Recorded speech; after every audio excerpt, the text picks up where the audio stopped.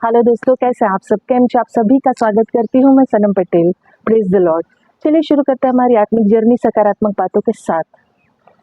आज हम बात करेंगे कि ध्यान से सुनने की।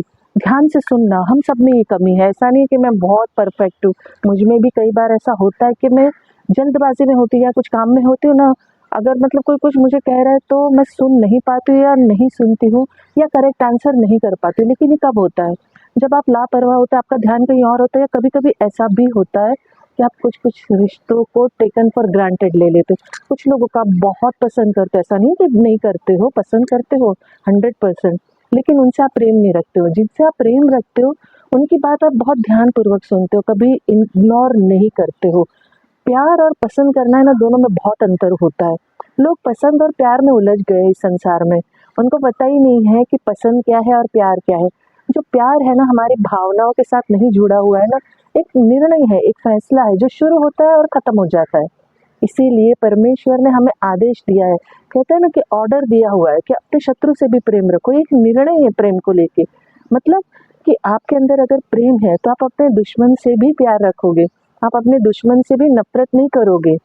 तो देखिए, पसंद करना और प्यार करना, ध्यान से सुनना, ये सब कनेक्ट बात है, एक दूसरे से जुड़ी हुई है। जिस किसी को लगेगा कि मतलब ये क्या बेकार बात है, कुछ भी बोल रही है, ध्यान से सुनने वाली बात है। जो कोई बिना सुने बात का उत्तर देता है ना, वो मूर्खता की गिनती में और अपमान का भागीदारी हो जाता है। वचन भी हमें यही बताता है। नीति वचन 18 अध्याय 18 वचन 13 कहता है, जो बिना बात सुने उत्तर देता है वो मूर्ख ठहरता है, उसका अनादर होता है। कितनी स्पष्ट बात है। जो बिना सोचे समझे अगर जवाब देगा तो क्या होगा? उसका अनादर ही होगा। लोग उसको बेवकूफ समझेंगे कि समझ में तो कुछ आता नहीं है, बस कुछ भी मुंह उठा के जवाब दे देता है, दे देती है। तो हमें क्या करना चाहिए? हमें बहुत ध्यान से सुनना चाहिए, प्रेम के द्वारा उत्तर देना चाहिए। जैसे याकूब का अध्याय 1 का वचन 19 कहता है, हे मेरे प्रिय भाइयों, ये बात तुम जानते हो, इसीलिए हर एक मनुष्य सुनने के लिए तत्पर और बोलने में धीरा और क्रोध में धीमा हो। समझ रहे हैं आप लोग? बहुत बहुत बहुत क्लियर, स्पष्ट है कि हमें सुनने के लिए तत्पर रहना है, एवर रेडी रहना है। जो कोई भी कुछ बोल रहा है, अपने प्यार वाले, रिश्तेदार, दोस्त, दुश्मन, ध्यान से सुनना है और बोलने में धीमा होना है, क्रोध में धीमा होना है। क्या हो जाता है ना, हम ये सब नहीं करते। अगर हमारे जीवन में ये थियरी अपना लेंगे ना, तो हम कभी भी लज्जित नहीं होंगे, कभी भी हम शर्मसार नहीं होंगे, उल्टी मुखी नहीं खाएंगे, हमारी कभी बेइज्जती नहीं होगी। लेकिन अगर हम इस बात को नहीं मानेंगे, इस बात को नहीं समझेंगे, तो डेफिनेटली हमारी बेइज्जती होगी, डेफिनेटली हमारा नाम खराब होगा। क्योंकि क्या होता है ना, इसको तो कुछ अक्ल है ही नहीं, तो कभी भी कुछ भी बोल देता है, बोल देती है, समझता ही नहीं है, समझती नहीं है। वचन हमें बहुत क्लियर समझाता है। मैं बारंबार कहूँगी कि आप प्लीज़ बाइबल को एक बार ज़रूर पढ़िए, आपका जीवन सुधर जाएगा, आपको जीना आ जाएगा, आप आशीषित हो जाओगे और आपकी लाइफ में है ना भरपूर प्रेम और ब्लेसिंग्स रहेगी। आप देखेंगे वचन यूहन्ना अध्याय का 13 वचन 34 टू 35 देखते हैं। मैं तुम्हें एक नई आज्ञा देता हूँ कि एक दूसरे से प्रेम रखो, जैसा मैंने तुमसे प्रेम रखा है वैसा ही तुम भी एक दूसरे से प्रेम रखो। यदि आपस में प्रेम रखोगे तो इसी से सब जानेंगे कि तुम मेरे चेले हो। आप जब सुनते हो तो महत्व देते हो बात को। आप जब सुनते हो ना, बात को बहुत गौर से सुनते हो। उस चीज़ का मतलब होता है कि आप इम्पोर्टेंस दे रहे हो सामने वाले को। जो वो कह रहा है उस बात को आप समझने की कोशिश कर रहे हो या कर रही हो। आपको कहते हैं ना, सम्मान दे रहे हो सामने वाले की बात को। ये दर्शाते हो कि मैं आपका सम्मान करता हूँ या करती हूँ, मैं आपका मान सम्मान जारी रखा हुआ है, मुझे आपकी बात सुनना पसंद है, मैं आपकी बातों को सराहता हूँ या सराहती हूँ। ये होता है जब हम किसी की बात को महत्व देते हैं, उसकी बात को हम ध्यान से सुनते हैं, उसकी बातों को हम इग्नोर नहीं करते हैं, तो हम वो सामने वाले व्यक्ति को महत्व देने के द्वारा प्रेम दर्शाते हैं कि ये इंसान मुझसे प्यार करता है, प्रेम रखता है, इसीलिए मेरी बात को ध्यान से सुन रहा है या सुन रही है। एग्जाम्पल अगर हम देखें, जैसे कि मरकुस अध्याय 10 का वचन 46 टू 52 तक कहता है, और वह यरीहो में आए, और जब वह उसके चेले और एक बड़ी भीड़ यरीहो से निकलती थी। तब तिमाई का पुत्र बरतिमाई, एक अंधा भिखारी, सड़क के किनारे बैठा था। वो ये सुनकर कि यीशु नासरी है, पुकार पुकार कर कहने लगा, हे दाऊद की संतान, यीशु मुझ पर दया कर।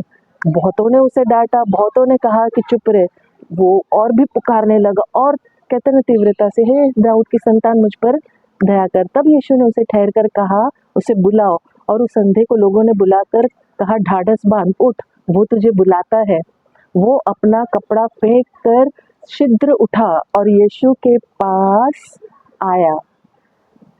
इस पर यीशु ने उससे कहा कि तू क्या चाहता है कि मैं तेरे लिए क्या करूं? अंधे ने उससे कहा, हे रब्बी, ये कि मैं देखने लगूं। यीशु ने उससे कहा, चला जा, तेरे विश्वास ने तुझे चंगा किया है। और वो तुरंत देखने लगा और मार्ग में उसके पीछे हो लिया। ये एक एग्जाम्पल है कि देखिए क्या है ना, पूरे लोग, जितने लोग थे भीड़ में, ये पुकार रहा था जब अंधा भिखारी, सब लोग जितने लोग थे उनको डांट रहे थे, भिखारी को नकारा, चुप रहने को कहा। बड़ी भीड़ थी प्रभु के पीछे, जब प्रभु चलते थे उनके पीछे बहुत बड़ी भीड़ निकलती थी, चलती थी उनके साथ साथ, कहते ना उनके वचन सुनने के लिए, चंगाई पाने के लिए, बहुत सारे रीजनों से आज़ादी पाने के लिए, हर एक तकलीफ में से मुक्ति पाने के लिए। तो भीड़ की भीड़ में इस भिखारी के कहते ना कितनी शिद्दत से, कितनी जोर से आवाज लगाई होगी कि मतलब सारी भीड़ में से चीर के उसकी आवाज पहुंची और वो पुकार रहा था।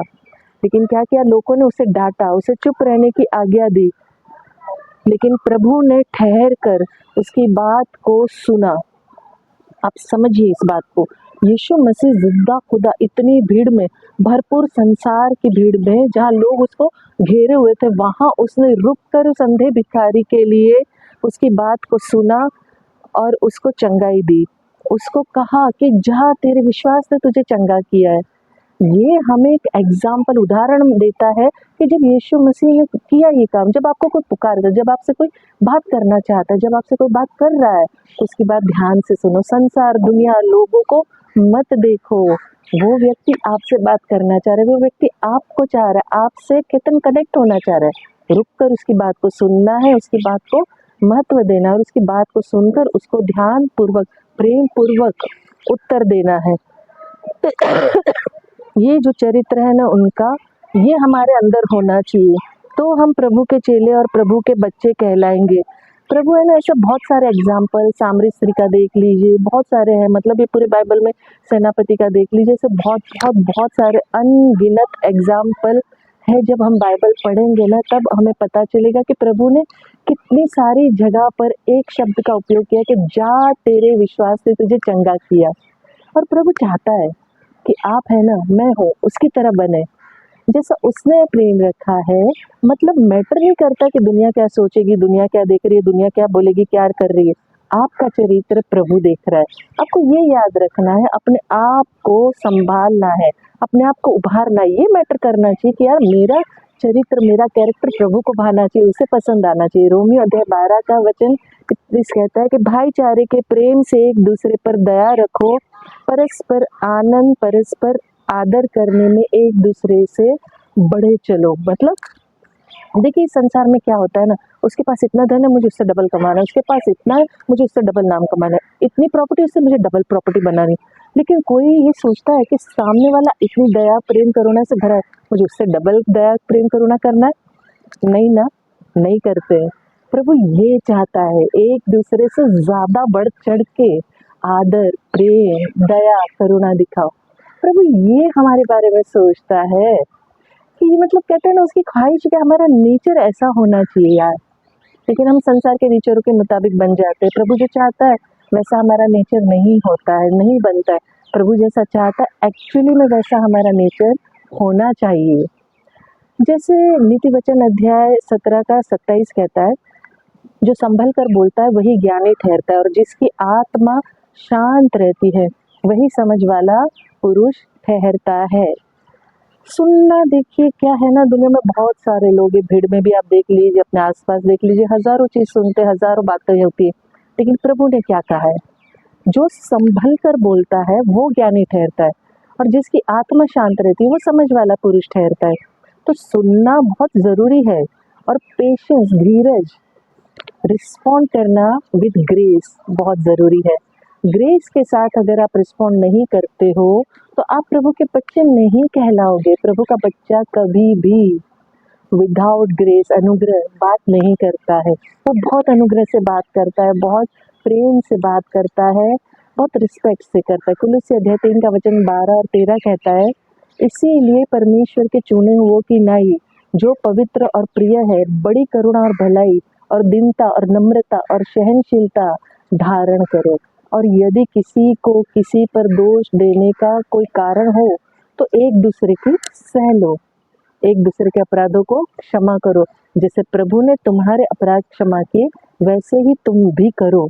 प्रभु ने क्या कम माफ किया हमें? क्या हम उस लायक थे? मैं थी, लेकिन प्रभु ने माफ किया ना। प्रभु ने हमसे प्रेम किया इसीलिए माफ किया है। तो हमें भी एक दूसरे को माफ करना है और दोष नहीं लगाना है। एक दूसरे के कहते हैं ना सह लो लिखा है, मतलब 100% मैं भी गलत हूँ, सामने वाला भी गलत है, तो बर्दाश्त करो, सह लो एक दूसरे को। एक दूसरे पे दोष मत लगाओ, आरोप मत लगाओ, माफ करो, क्षमा करो। क्षमा करोगे ग्रेस आएगा, अनुग्रह आएगा। रिस्पॉन्ड विद ग्रेस मतलब एक अनुग्रह के साथ आप दया दिखाओ, करुणा दिखाओ। सुनने में ना नम्रता होने बहुत जरूरी है, हम्बलनेस। कुछ लोग इसलिए सुनते हैं कि मैं बोलूं, जल्दबाजी करूं और मेरी बात को कंप्लीट करूं, पर मेरी बात मैं खत्म करके निकल जाऊं, पर ये कोई मतलब नहीं होता है। सुनने में अगर आप ग्रेस नहीं है, आपका धीरज नहीं है, आप संयम से सामने वाले की बात नहीं सुन रहे हो, तो वो अर्थहीन है, उसका कोई मतलब ही नहीं। इससे बेटर है कि आप वहाँ रुको ही मत ना, सुनो ही मत। जब को आपको इस बात को महत्व ही नहीं देना है, सामने वाले को इज्जत ही नहीं बख्शनी है, इंपॉर्टेंस नहीं देना है, उस चीज़ के लिए खड़े ही मत रहो। और अगर खड़े रहते हो तो आपका स्वभाव एग्जैक्टली यीशु मसीह के जैसा होना चाहिए। जैसे फिलिप्पियों 2:5 कहता है, जैसा मसीह यीशु का स्वभाव था वैसे ही तुम्हारा भी स्वभाव हो। लिसन विथ हम्बलिटी के साथ सुनिए, बहुत नम्र बन के सुनिए। मतलब ये नहीं कि भाई बस सुनने के खातिर सुन ले, एग्जाम्पल जैसे मैंने जीसस का दिया उदाहरण वैसा बनना है। Respond with grace, listen with कहते हैं ना हम्बलिटी।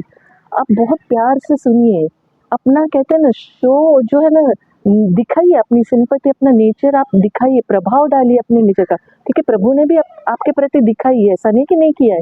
प्रभु नहीं चाहता तो हम में से कोई भी जीवित नहीं होता इस धरती पे, हम में से कोई भी इस संसार में बचता ही नहीं। प्रभु ने जो चीज़ें हमारे प्रति दी है, हमें भी वो सारी चीज़ें दूसरों के प्रति करनी है, दिखानी है, देनी है। जैसे 1 कुरिन्थियों अध्याय 12 का वचन 26 कहता है, इसीलिए यदि एक अंग दुख पाता है तो सब अंग उसके साथ दुख पाता है, और अगर एक अंग की बड़ाई होती है तो उसके साथ सब अंग आनंद मनाते हैं। आप सोच के देखिए कि अगर मतलब मेरा सर दुखेगा तो मेरी पूरी बॉडी रिएक्ट करती है, मुझे बहुत इरिटेशन होता है, बहुत तकलीफ होती है, मैं बर्दाश्त नहीं कर पाती हूँ जब तक वो सर दर्द निकल नहीं जाता है। वचन भी हमें यही समझा रहा है कि आपके शरीर का एक अंग भी अगर दुख पाता है तो पूरा अंग दुख पाता है। उसी प्रकार हमारा जो रिश्ते है ना, हमारे अपने, हमारी कलीसिया, हमारे लोग, सब उसी प्रकार है। सामने वाले की परिस्थिति को समझना बहुत ज़रूरी है। ये नहीं कि आपकी परिस्थिति खराब है, आपका मूड खराब है तो आप ढंग से बात नहीं करोगे, ऐसा नहीं होता है। आपको सामने वाले की स्थिति भी समझने की ज़रूरत है। उस स्थिति को समझ के उसी प्रकार आपको प्रेम पूर्वक, अच्छे से, नम्रता के साथ, प्रेम के साथ जवाब देने की ज़रूरत है। ये नहीं कि भाई आपका मन नहीं कर रहा है तो वही सामने वाले के साथ आपको दूर व्यवहार करना ज़रूरी है, आपको चिड़चिड़ापन करना, आपको ईगो सेटिस्फाइड करना है अपना, वो कोई मतलब नहीं है। आप प्रभु के बच्चे नहीं हो। प्रभु के बच्चे कभी भी इस प्रकार का व्यवहार नहीं रखते हैं। प्रभु के बच्चे बहुत प्यार से, हम्बलता से, नम्रता से बात करते, प्यार भरा व्यवहार रखते हैं।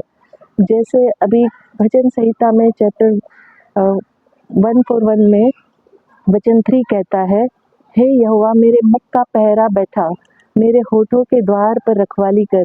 देखिए दाऊद है ना, बहुत मुझे पसंद है दाऊद के सारे वचन, मुझे पूरी बाइबल ही बहुत पसंद है, लेकिन बहुत सारे वचन है ना एक हृदय को छू जाता है, आपकी लाइफ से कनेक्ट रहते हैं। दाऊद क्या कह रहा है कि प्रभु तू मेरे मुंह पे पहरा बैठा, मेरे होठों की रखवाली कर। मतलब उसे भी पता था कि मुंह से कुछ भी अनाप शनाप निकलता है, कुछ भी गलत बातें निकलती। हम में से कितने लोग मानते हैं, बहुत लोग नहीं मानते। हम तो परफेक्ट है भाई, होता है हमारे मुंह से बहुत सारी बातें गलत निकलती है, ऐसे ही निकल जाती है जिसका कोई अर्थ भी नहीं होता है, जो सामने वाले को दुख पहुंचाती है, हर्ट करती है, उसके जीवन पे इफेक्ट डालती है।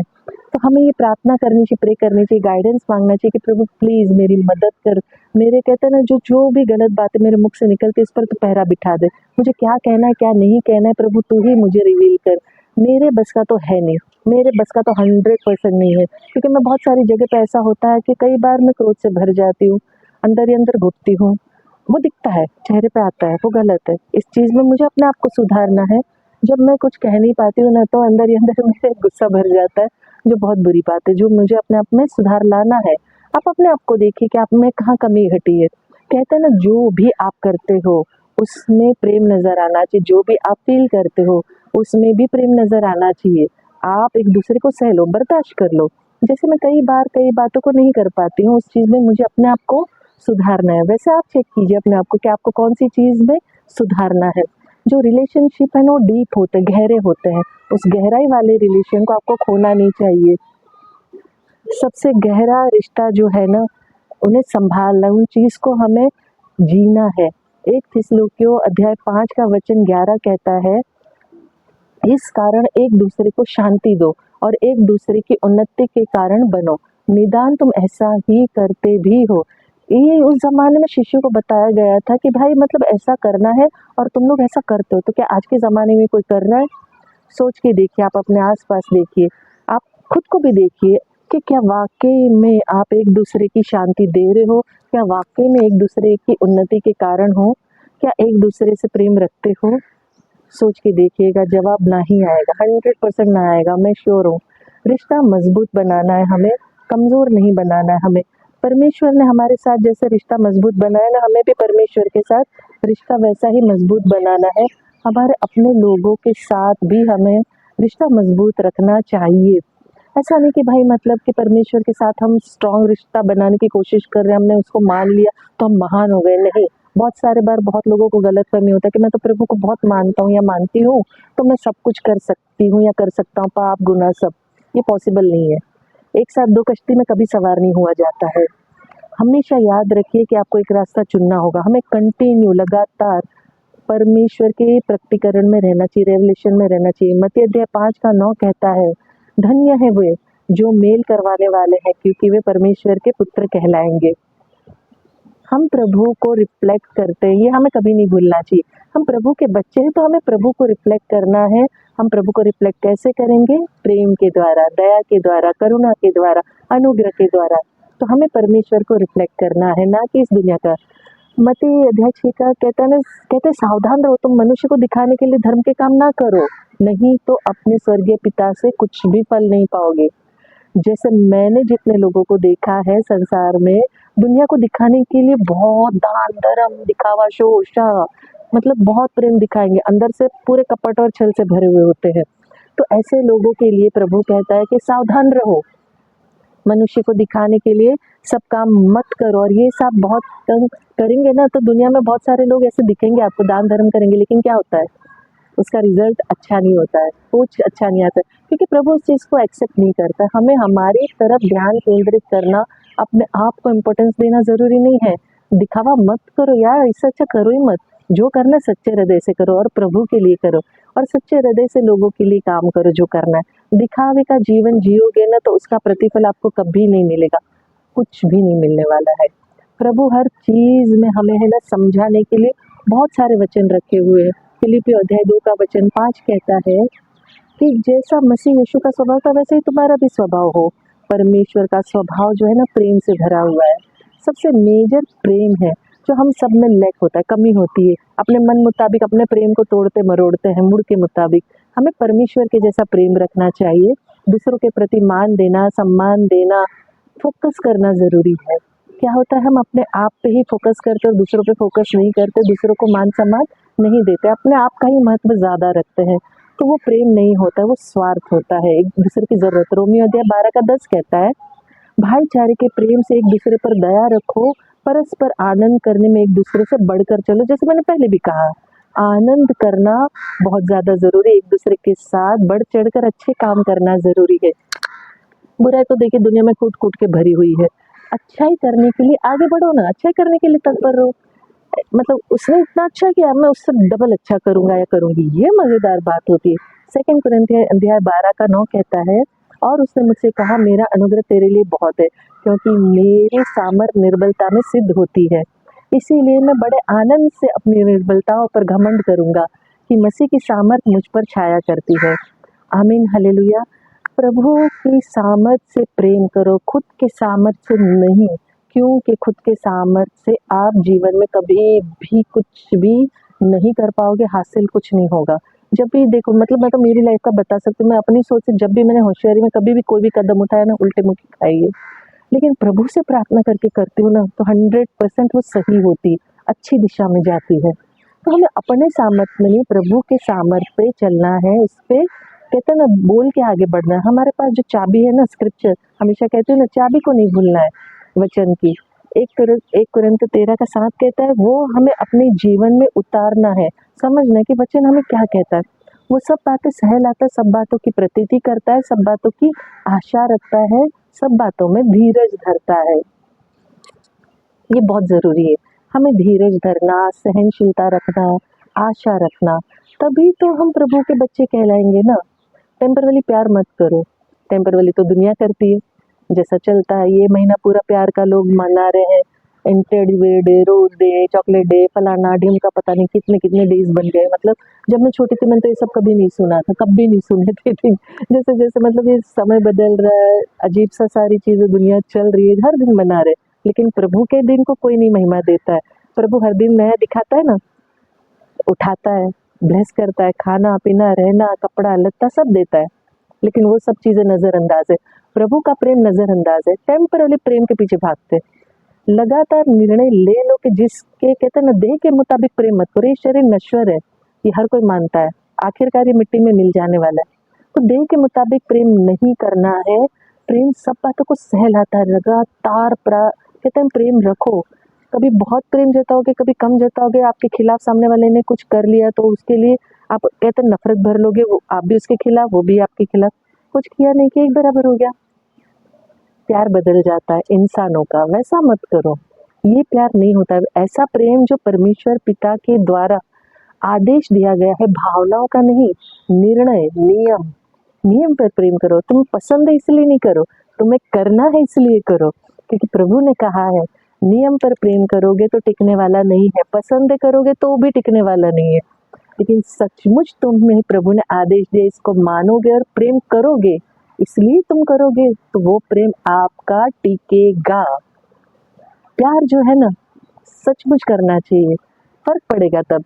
आप सिर्फ पसंद कर रहे हो किसी को और सिर्फ आप ऐसे ही जीवन में चल रहे हो, तो कोई फर्क नहीं पड़ने वाला लाइफ में, चाहे वो इंसान रहे नहीं रहे।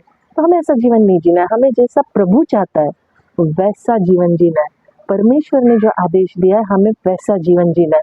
लूका अध्याय 9 का वचन 23 कहता है, उसने सबसे कहा, यदि कोई मेरे पीछे आना चाहे तो अपने आप से इनकार करे और प्रतिदिन अपना क्रूस उठाए हुए मेरे पीछे हो ले। प्रभु बहुत क्लियर है, बहुत स्पष्ट है, हर एक शब्द उसका ताया हुआ है, दो धारी तलवार के समान है। वैसे ही लूका अध्याय 19 का वचन 47 कहता है बहुत डिस्टर्बेंस है, सॉरी। और वो प्रतिदिन मंदिर में उपदेश करता था और महायाजक और शास्त्री लोगों को, कहते हैं रईस जो थे, जितने भी लोग थे, जो भी सारी चीजें थी, उसको नाश करने का अवसर ढूंढते थे। मतलब ये सारी चीजें बाइबल में तो देखिए आप बहुत सारे पढ़ेंगे, लोगों ने चाहा था प्रभु को मार दे, खत्म कर दे, नष्ट कर दे, बहुत अगेंस्ट थे। आप पढ़ेंगे तो समझ में आएगा, पढ़ोगे तो पता चलेगा कि सारी चीज़ों को रहते हुए, नफरत का सामना करते हुए, फिर भी उन्होंने कैसा जीवन जिया और हमें कैसा जिलाना चाहता है। हमें प्रभु की बातों को अपने जीवन में उतारना है, उसके आदेशों को, उसके प्रेम को उतार लेना चाहिए। हमें अपने मन मुताबिक जीवन नहीं जीना चाहिए, क्योंकि मन मुताबिक जीवन जी के है ना, हम कभी भी कुछ भी ना खुश रहेंगे, ना कुछ पाने वाले हैं। और सबसे बड़ी बात, प्रेम खो जाता है जीवन से, आपको ये याद रखना है। प्रेम को पाना है तो प्रभु को पा लीजिए और प्रभु के रास्ते पे चलने लग जाइए। यीशु का जो प्रेम है ना, वो जाति, ऊंच नीच, भेदभाव को नहीं मानता है। वो भेदभाव वाला प्रेम नहीं रखता है, वो सबसे प्रेम करता है। जो कहते ना, चाहे कोई भी हो, अभी देखिए चुंगी लेने वाला हो, पापी हो, वेश्या हो, इस दुनिया में जो लोग उसको मानते हैं, नहीं मानते, सबको प्रेम करता है, सबसे प्रेम रखता है। परमेश्वर का प्रेम ऐसा नहीं है कि भाई इसने मुझसे प्यार किया तो ही मैं प्यार करूँ, कुछ लोगों के लिए सीमित होके रह गया, ऐसा नहीं है। आप अपनी पसंद के लोगों से प्यार करते हो तो कोई तीर नहीं मारे, कोई बड़ाई नहीं है उसमें। आपने अपने आप को सीमित कर दिया, लिमिटेड कर दिया। लेकिन जो आपसे प्रेम नहीं करते, जो आपसे नफरत करते, उनसे भी आप प्रेम रखते हो, उनका भी आप मान आदर करते हो, तो आप शरीर के मुताबिक नहीं चल रहे हो, यीशु के मुताबिक आप चल रहे हो, आप आत्मा के द्वारा चल रहे हो। प्रभु का जो प्रेम है ना, बहुत अपरंपार है। प्रभु का प्रेम कभी भी भेदभाव नहीं करता है। प्रभु का प्रेम जो अगापे प्रेम है, एक समान है, वो पसंद पे नहीं चलता है। वो सिर्फ कहते हैं निर्णय लिया हुआ प्रेम, प्रेम है तो है भाई, मतलब और कुछ नहीं इन बिटवीन। प्रभु का प्रेम जो है ना, सच्चा प्रेम है। सच्चे प्रेम के मुताबिक प्रभु चलते हैं, और प्रभु जो है ना क्लियर है हर बात में, हर स्पष्ट में। प्रभु का कहना है बहुत क्लियर है कि भाई जो भी मनुष्य है ना, अर्थात सारी दीनता और नम्रता सहित धीरज धर के प्रेम से एक दूसरे की सह लो, और मेल के बंधन में आत्मा की एकता की रखने का यत्न करो। परमेश्वर बहुत, देखिए हर वचन के द्वारा प्रेम प्रेम प्रेम प्रेम प्रेम भरा हुआ आपके जीवन में उतारता है, आपके जीवन को संवारता है। आपको कहते हैं ना, वचन को अगर समझेंगे ना तो, नहीं समझेंगे तो भाई कुछ भी नहीं है। प्यारो, वचन को समझना, मनन करना बहुत ज़रूरी है। प्रेम को समझना है तो प्रभु को समझो, प्रभु को समझा, प्रेम को समझ लिया, आप अपने जीवन में उतार लोगे। यूजलेस हो जाती सारी चीज़ें अगर हम ये बात नहीं समझते हैं। परमेश्वर ने जगत से ऐसा प्रेम किया कि अपना इकलौता पुत्र दे दिया। इससे बड़ी बात क्या है? इससे बड़ा उपहार कोई गिफ्ट है? नहीं है। कुड़कुड़ाओ मत करो, माफ़ करो, क्षमा करो। हमारे अंदर बहुत सारी कमी घटी है ना, इसमें से निकलो, वचनों के द्वारा समझो, अपने जीवन में उतार के अपने प्रेम को उभारो। हमारा हृदय, हमारा मन क्या खुला है प्रेम के लिए? जो बात वो कह रहे वो सुनने के लिए हम तत्पर है? क्या वो जो कह रहे हैं हम उस चीज़ को अपने जीवन में उतार के उस पर चल रहे हैं? इसीलिए मैंने कहा कि प्रेम जो है ना, अपराधों को ढाँप देता है। जो प्रेम नहीं करेगा ना, वो परम मित्र में भी फूट करवा देता है। ये भी वचन में लिखा हुआ है। जो सचमुच प्रेम करेगा ना, वो अपराध को कवर करेगा। नहीं भाई यार, मैं इससे प्यार करती हूँ। प्रभु का खोजी होता है। वो बार बार आपको नीचा दिखाने के लिए सेम बात रिपीट करके, पिन पॉइंट करके आपको दुख नहीं पहुंचाएगा। लेकिन जो खराब व्यक्ति होगा, सच्चे दोस्तों में भी फूट डाल देता है, वो अलग करवा देता है। परिवार में भी ऐसे बहुत सारे उदाहरण आप देखे होंगे कि एक घर में ही फूट डाल के लोग अलग हो जाते हैं। मैं नहीं मानती कि किसी ने नहीं देखा होगा या किसी चीज़ से नहीं गुजरे होंगे। हो सकता है खुद के जीवन में ना हो, आसपास देखा होगा। इसीलिए मैं हमेशा कहती हूँ कि जीवन में अपने को सुधरना है ना, बाइबल आप पढ़िए, वचनों को मनन कीजिए, वचनों को अपने जीवन में उतारिए, एक दूसरे से अधिक प्रेम रखो। बहुत सारी चीज़ों को है ना, बारंबार प्रेम जो है ना सरल कर देता है। प्रेम बहुत बहुत बहुत आसान कर देता है, हल कर देता है सारी समस्या को। प्यार जो है ना, प्रेम, सच्चा प्यार होगा ना, हमेशा साथ निभाएगा। सच्चा प्यार नहीं है तो कभी भी कहीं भी कोई भी किसी को छोड़ देता है। तो प्यार को समझना है तो प्रभु को समझो, वचनों को समझो, वचनों को सुनो, मनन करो, उस पर चलो और अपने जीवन में उतारो। तो आखिर में जैसे मैं कहती हूँ, मैं दिल से चाहती हूँ कि आप खुश रहें, अपनों को खुश रखें और हमेशा मुस्कुराते रहें। शालोम, शांति और सलाम आपके नाम।